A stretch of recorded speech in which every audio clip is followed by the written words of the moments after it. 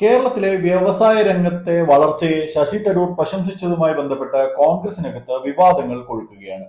ശശി തരൂരിനെ തള്ളി ഭാവി മുഖ്യമന്ത്രി എന്ന് സ്വയം വിളിക്കുന്ന വി.ഡി. സതീശൻ മുതൽ മറ്റൊരു സ്വയം പ്രഖ്യാപിത ഭാവി മുഖ്യമന്ത്രിയായ കുഞ്ഞാലിക്കുട്ടി വരെ രംഗത്ത് വന്നു കഴിഞ്ഞു. കേരളം വ്യവസായ രംഗത്ത് പുരോഗതി കൈവരിച്ചതിന് എന്ത് കണക്ക്, ആരുടെ കണക്ക് എന്ന് ചോദിച്ചാണ് വി.ഡി. പ്രതിഷേധം രേഖപ്പെടുത്തിയതെങ്കിൽ എ.കെ. ആന്റണി സർക്കാരിന്റെ കാലത്താണ് കേരളത്തിന്റെ വ്യവസായ ഭൂപടം മാറിയതെന്നാണ് പി.കെ. കുഞ്ഞാലിക്കുട്ടി പറയുന്നത്. താൻ വ്യവസായ മന്ത്രിയായിരിക്കെ കേരളത്തിൽ നടപ്പാക്കിയ പദ്ധതികളെ കുറിച്ചൊക്കെയാണ് പി.കെ. കുഞ്ഞാലിക്കുട്ടി സാഹിബ് ഇപ്പോൾ ഇങ്ങനെ വാചാലനായിരിക്കുന്നത്. എന്തായാലും സംസ്ഥാന സർക്കാരിന്റെ ഒരു പരിപാടി അല്ലെങ്കിൽ നിക്ഷേപക സംഗമമായ ഇൻവെസ്റ്റ് കേരള ഗ്ലോബൽ സമ്മിറ്റ് നടക്കാനിരിക്കെയാണ് ഈ വിവാദങ്ങളെല്ലാം ഉയർന്നു വന്നിരിക്കുന്നത്. അതുകൊണ്ട് തന്നെ കേരളത്തിന്റെ വികസന നായകൻ എന്ന് വാഴ്ത്തിപ്പാടുന്ന ഉമ്മൻചാണ്ടി സാറിന്റെ കാലത്ത് നടന്ന ഒരു ഇൻവെസ്റ്റ്മെന്റ് മീറ്റ് സംബന്ധിച്ച കാര്യങ്ങൾ നമുക്ക് പരിശോധിക്കാം. കേരളത്തെ വെറും ഒരാഴ്ച കൊണ്ട് വികസിപ്പിച്ച് ഒരു സിംഗപ്പൂർ ആക്കാമെന്ന് പ്രഖ്യാപിച്ചുകൊണ്ട് അന്നത്തെ മുഖ്യമന്ത്രിയായ ചാണ്ടി സാറും വ്യവസായ മന്ത്രിയായ കുഞ്ഞാലിക്കുട്ടി സാഹിബും ചേർന്നാണ് എമർജിംഗ് കേരള എന്ന ഒരു ഇൻവെസ്റ്റ്മെന്റ് പരിപാടി നമ്മുടെ കൊച്ചിയിൽ സംഘടിപ്പിച്ചത്. 2012 സെപ്റ്റംബറിൽ 12 മുതൽ 14 വരെ ആയിരുന്നു ഈ കലാപരിപാടി. എന്നാൽ ₹1 ഇൻവെസ്റ്റ്മെന്റ് പോലും കൊണ്ടുവരാൻ ഈ പരിപാടിക്ക് കഴിഞ്ഞില്ല എന്നതാണ് ഇതിന്റെ ഹൈലൈറ്റ്. വലിയ ഒരുക്കങ്ങളൊക്കെ ആയിരുന്നു എമർജിംഗ് കേരളയ്ക്ക് വേണ്ടി നടത്തിയത്. 13,36,00,000 രൂപയാണ് KSIDC ചെലവഴിച്ചത്. 2,38,00,000 രൂപ ചെലവഴിച്ചാണ് കൊച്ചിയിലെ ലേ മെറിഡിയനിൽ വേദിയൊരുക്കിയത്. അന്താരാഷ്ട്ര നിലവാരത്തിലുള്ള ഒരു കൺവെൻഷൻ സെന്ററാണ് ലേ മെറിഡിയനിൽ ഉള്ളത്. അവിടെ വേദിയൊരുക്കാൻ എന്തിനാണ് ഇത്രയും അധികം തുക എന്നൊന്നും ചോദിക്കരുത്. കാരണം ചാണ്ടി സാർ സത്യസന്ധനും സുതാര്യനുമാണെന്ന കാര്യം ഇത്തരം ഘട്ടങ്ങളിൽ നമ്മൾ ഓർക്കണം. ഒരു പദ്ധതി പോലും നടപ്പായില്ല എന്ന് മാത്രമല്ല, ഇന്നത്തെ വി.ഡി. സതീശൻ വരെ അന്ന് ഇതിലെ ചാണ്ടി സാറിന്റെ പദ്ധതികളെ എതിർത്തു. അതിപ്പോ ചാണ്ടിക്കാലമായാലും പിണറായി കാലമായാലും സതീശൻ സാർ ഇൻവെസ്റ്റ്മെന്റുകളെ കണ്ണും പൂട്ടി എതിർക്കുമെന്ന് അദ്ദേഹത്തിന്റെ ഫാൻസുകാർക്ക് വേണമെങ്കിൽ അഭിമാനിക്കുകയും ചെയ്യാവുന്നതാണ്.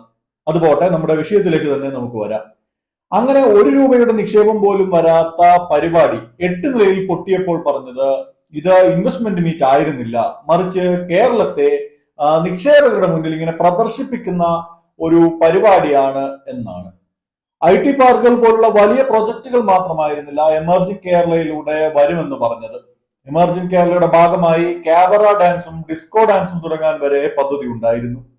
IT പാർക്കുകളിൽ പിണറായി സർക്കാർ പബ് തുടങ്ങാൻ പോകുന്നു എന്ന വാർത്ത വന്നപ്പോൾ തന്നെ ഹൃദയാഘാതം വന്ന കോൺഗ്രസ് മുസ്ലിം ലീഗ് അണികൾക്ക് അഭിമാനിക്കാവുന്ന ഒരു പദ്ധതിയായിരുന്നു ഇത്. ക്യാബറ ഡാൻസിന്റെ കാര്യം വെറുതെ പറയുന്നതല്ല, ഇതൊക്കെ രേഖകളുള്ളതാണ്. ഇൻകൽ തയ്യാറാക്കിയ development of night life zone urban entertainment centre of Veli എന്ന് പേരിട്ടിരുന്ന പദ്ധതിയിലാണ് ഇക്കാര്യം ഉണ്ടായിരുന്നത്.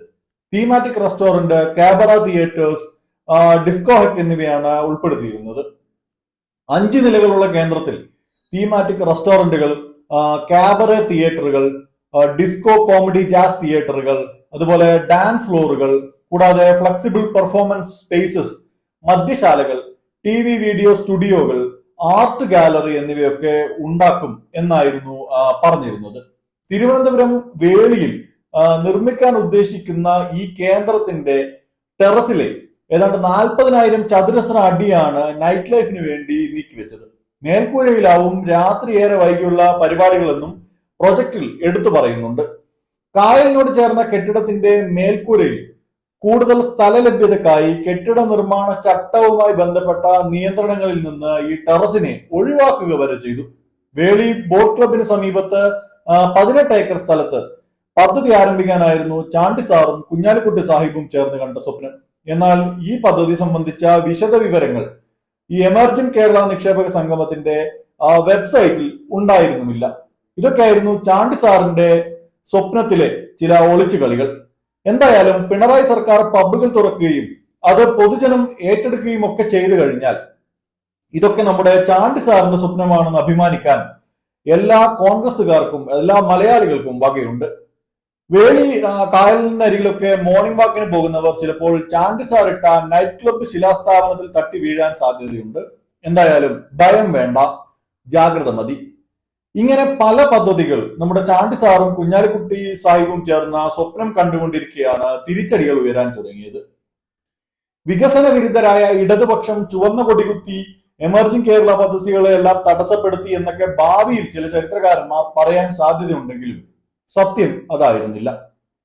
എമർജിംഗ് കേരള എന്നൊക്കെ പറഞ്ഞ് 1 ഇഞ്ച് സർക്കാർ ഭൂമി സ്വകാര്യ വ്യക്തികൾക്ക് വിട്ടുകൊടുക്കില്ലെന്ന് പ്രഖ്യാപിച്ചത് മന്ത്രിസഭയിലെ രണ്ടാമൻ എന്ന് തന്നെ വിളിക്കപ്പെട്ടിരുന്ന അല്ലെങ്കിൽ അറിയപ്പെട്ടിരുന്ന റവന്യൂ മന്ത്രി സാക്ഷാൽ അടൂർ പ്രകാശ് തന്നെയാണ്. ഇതൊന്നും ആരോപണമല്ല. ന്യൂസ് ചാനൽ ചർച്ചയിൽ പങ്കെടുത്തുകൊണ്ട് പരസ്യമായാണ് അടൂർ പ്രകാശ് ഇക്കാര്യം വ്യക്തമാക്കിയത്. വി ഡി സതീശൻ ഉൾപ്പെടുന്ന കുറച്ച് കോൺഗ്രസ് MLA മാർ എമർജിംഗ് കേരളക്കെതിരെ രംഗത്ത് വന്നു. അന്നത്തെ ന്യൂജനായ അവർ ഈ ഉഡായ്പ പരിപാടികൾക്കെതിരെ ബ്ലോഗ് എഴുതിയൊക്കെയാണ് പ്രതിഷേധിച്ചത്. അന്നത്തെ വനം കായിക വകുപ്പ് മന്ത്രിയായിരുന്ന നമ്മുടെ KB ഗണേഷ് കുമാറും എമർജിംഗ് കേരളയിലെ പദ്ധതികൾ എന്താണെന്ന് അറിഞ്ഞിട്ടേ ഇല്ല എന്നാണ് മാധ്യമപ്രവർത്തകരോട് പരസ്യമായി തന്നെ പ്രതികരിച്ചത്. ദേശീയ ഗെയിംസിന് വേണ്ടി കോഴിക്കോട് ചേവായൂരിൽ ആ സമയത്ത് പണിതുകൊണ്ടിരുന്ന ഇൻഡോർ സ്റ്റേഡിയവും അതുപോലെ തിരുവനന്തപുരത്തെ നീന്തൽക്കുളവും ഈ എമർജിംഗ് കേരളയിൽ ഉൾപ്പെടുത്തി പാട്ടത്തിന് കൊടുക്കാൻ വെച്ചിരിക്കുന്ന കാര്യത്തെക്കുറിച്ച് മാധ്യമപ്രവർത്തകർ ചോദിച്ചപ്പോഴാണ് വകുപ്പ് മന്ത്രി തന്നെ ഇക്കാര്യം തനിക്ക് അറിയില്ലെന്ന് പറഞ്ഞത്. ഇതുപോലെ പല കോൺഗ്രസ് മന്ത്രിമാരും ഘടകകക്ഷി മന്ത്രിമാരും എമർജിംഗ് കേരള എന്ന് കേട്ടിട്ടേ ഉള്ളൂ എന്നാണ് അക്കാലത്ത് മാധ്യമങ്ങളോട് പ്രതികരിച്ചത്. അവരവരുടെ വകുപ്പുകളിലെ പല പ്രോപ്പർട്ടികളും സ്വകാര്യ വ്യക്തികൾക്ക് പാട്ടത്തിന് കൊടുക്കാനുള്ള ചാണ്ടി സാറിന്റെ പരിപാടികളെ കുറിച്ച് അവർക്ക് അറിയില്ലായിരുന്നു. കോൺഗ്രസ് നേതാക്കളായ VM സുധീരൻ, അതുപോലെ K മുരളീധരൻ, ഇപ്പോഴത്തെ നമ്മുടെ VD സതീശൻ, TN പ്രതാപൻ എന്നിവർ പരസ്യമായി തന്നെ ഇതിലെ പദ്ധതികൾക്കെതിരെ രംഗത്ത് വന്നു. സ്വന്തം പാർട്ടിയിലും മുന്നണിയിലും മന്ത്രിസഭയിൽ നിന്നും ഇത്രയധികം എതിർപ്പുകൾ നേരിട്ട ഒരു മുഖ്യമന്ത്രി വേറെ ഉണ്ടായിരുന്നില്ല. അത്രയും സുതാര്യനായിരുന്നു നമ്മുടെ മഹാനായ ചാണ്ടി സാർ. അന്നത്തെ KPCC പ്രസിഡന്റ് രമേശ് ചെന്നിത്തല ഒരക്ഷരം ഇതേക്കുറിച്ച് അനുകൂലിച്ചോ പ്രതികൂലിച്ചോ സംസാരിച്ചില്ല. എന്നാൽ എക്കാലവും രമേശിനെ പിന്താങ്ങുന്ന NSS ഇതിലെ പദ്ധതികൾക്കെതിരെ രംഗത്ത് വന്നു. നെൽവയലുകൾ വ്യാപകമായി ഏറ്റെടുത്ത് സ്വകാര്യ വ്യക്തികൾക്ക് കൈമാറുന്ന പരിപാടികൾക്കെതിരെ NSS പ്രതിഷേധം അറിയിച്ചു.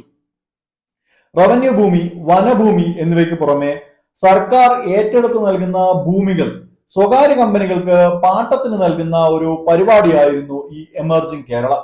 വിവിധ വകുപ്പുകൾക്ക് കീഴിലുള്ള കെട്ടിടങ്ങൾ, അതുപോലെ കായിക പരിശീലന കേന്ദ്രങ്ങൾ എന്ന് തുടങ്ങി ആവശ്യക്കാർ വന്നാൽ നിയമസഭാ കെട്ടിടം പോലും പാട്ടത്തിന് നൽകാൻ റെഡിയാണ് എന്ന നിലയിലാണ് നമ്മുടെ ചാണ്ടി സാറും കുഞ്ഞാലിക്കുട്ടി സാഹിബും ഒരുങ്ങി നിന്നിരുന്നത്. സംസ്ഥാന ബജറ്റിൽ തുക നീക്കി വെച്ചിരിക്കുന്ന പദ്ധതികളെ പോലും എമർജിംഗ് കേരളയിൽ പാട്ടത്തിന് വെച്ചു. പദ്ധതികൾക്ക് ആവശ്യമായതിന്റെ 10 ഇരട്ടി ഭൂമിയാണ് പാട്ടത്തിന് കൊടുക്കാൻ സർക്കാർ നീക്കം നടത്തിയത്. നേരിയ സാങ്കേതിക കുരുക്കിൽ കിടക്കുന്ന സർക്കാർ നിയന്ത്രണത്തിലുള്ള വികസന പ്രവർത്തനങ്ങൾ പോലും സ്വകാര്യ മേഖലയ്ക്ക് കൈമാറാൻ പദ്ധതിയിട്ടു. PWD റോഡുകൾ പാട്ടത്തിന് കൊടുത്ത് ടോൾ പിരിക്കാനുള്ള ഒരു പ്രത്യേക ഒരു റോഡ് പാട്ടത്തിന് കൊടുക്കൽ പദ്ധതിയും ഈ എമർജിംഗ് കേരളയിൽ അവതരിപ്പിച്ചു.